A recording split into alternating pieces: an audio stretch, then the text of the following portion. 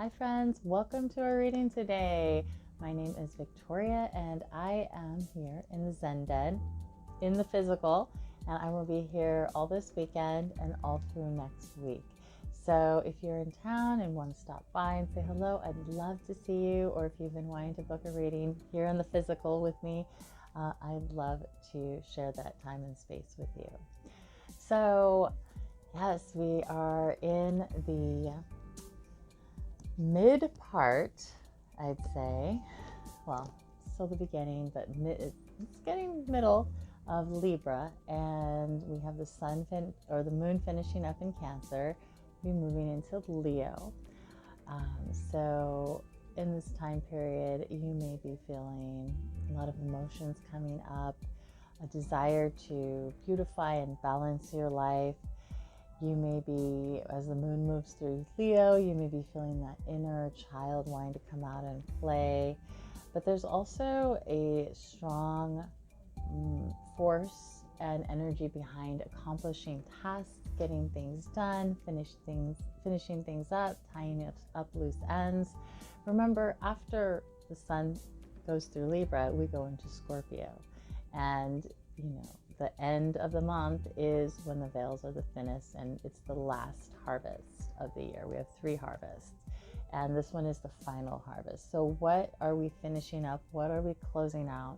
What are we in transition right now before, we get to that last day of the month, which is, the Samhain, or the Day of the Dead.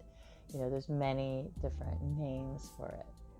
And when we pass over that day, it's like an ending of a cycle and the beginning of a new cycle. And it's the beginning also of a new year in some senses and in some traditions. So taking that into mind, what are we finishing up now? We do have a square that's building between Pluto and Mars. So take things slow. Be conscious about what you're doing, how you're thinking, and the actions that we're taking.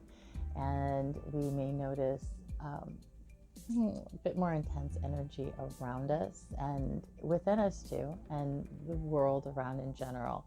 But take the time to create space for oneself as we move forward in these next couple days. Always, of course, but especially with the more intense energies on the planet right now, and utilizing this intensity for directing production, directing the focus of accomplishment in positive ways in one's life. So that was a strong message that was coming through, and also sending out that healing energy to the world where it is needed, that light and that love where it is needed in this time. So I am pulling from the Akashic Tarot this day. This is what the book looks like.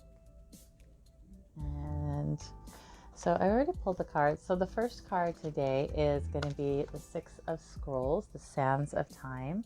This card really talks about focusing on our life force into this time and space of where it's important, where we may need to accomplish certain goals and tasks and get things done. Use this time wisely.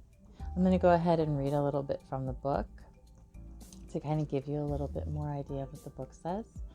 It says, this card shows that in some matter of importance, time is of the essence. There could be an opportunity that you don't want to miss. It may be a project, situation, or personal connection that requires action or even completion. You might have had some delays, or you may have been highly active and industrious for some time. Either way, keep going. Your focus and effort are still required in order to get this accomplished to the end. Don't let worry steer you away from your goal. There's more yet to do, so don't give up. And then the meditation here is close your eyes and catch the energy of time. It feels almost as if you can ride it as it flows through your day, lifting your excitement, your enthusiasm, and your industry. Feel this now and realize that whatever you have to do, time is your gift and your tool. And as I was seeing this meditation, I also saw like that life force being like the liquid light essence of creation, of what sparks us as created beings from spirit on earth. And so utilizing that precious essence, and of course calling on your guardians of light, your guides, your ascended master friends, archangels to walk with you as you move through this, and to give guidance where is needed. Okay, the second card that we have is, let's see, the One of Forces, the Akashic Field. And this is really interesting because for those of you that don't know, the Akashic Field is basically like the spirit field that contains all things that ever have existed, did exist, will exist. So really, when we talk about the Akashic Field and going into it, we want to go in the way that is the most relevant for our best and highest good, and gather the information and tools that support that. We don't want everything. We want what is up for our best and highest good for our life that is relevant for this timeline in our existence. And I'm going to go ahead and read a little bit about this card, and just gaze into the picture and look at that beautiful field. So receiving this card upright tells you that amazing opportunities abound at this time. You can increase and accelerate your experiences by opening the doors to the Akashic records. This is done, like I said, carefully and consciously. Your life force energy resonates with universal synchronicity now, so you can explore the records and receive exactly the information that you need and the energy that can help. Engage in this pursuit with a conscious focus. Write your intentions and ask for inspiration.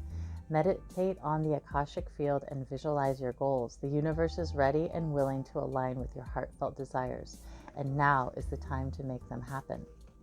And the meditation is: close your eyes and imagine yourself entering the boundless and brilliant Akashic Field, perhaps with an archangel or a guide or guardian of light. It's almost as you've stepped up, it's almost as if you're stepping upon the Milky Way, and all of its stars roll out before you, offering their light and power.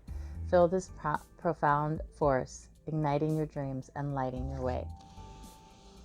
And as I was reading this, I did see Archangel Michael, and I also felt Archangel Metatron. So calling on those archangels, if you feel resonant with them, you can also call on other archangels. But those were the two that I felt really consciously there, especially Metatron. Archangel Sandalphon is also an amazing archangel to call on for that essence as well, to guide the way and to see and receive the tools and downloads that are appropriate and of our highest good for this space and place on our timeline right now. And then make sure you write them down. And you can also do this before you go to sleep at night. I just heard that. Or like if you take a bath or any type of meditative state is a good time to do, well, the connection with the Akashic Field.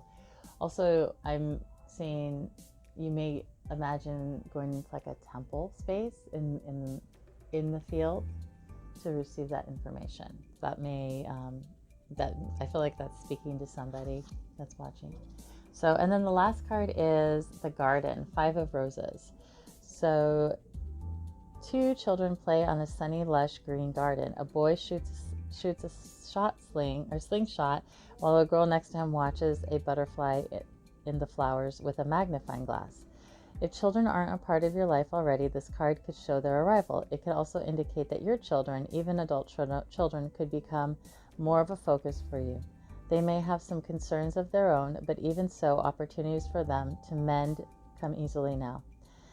There also may be a real change and benefit for one of your children who has made a special effort recently. This is a very advantage time for the children around you. Enjoy it and help them enjoy it too.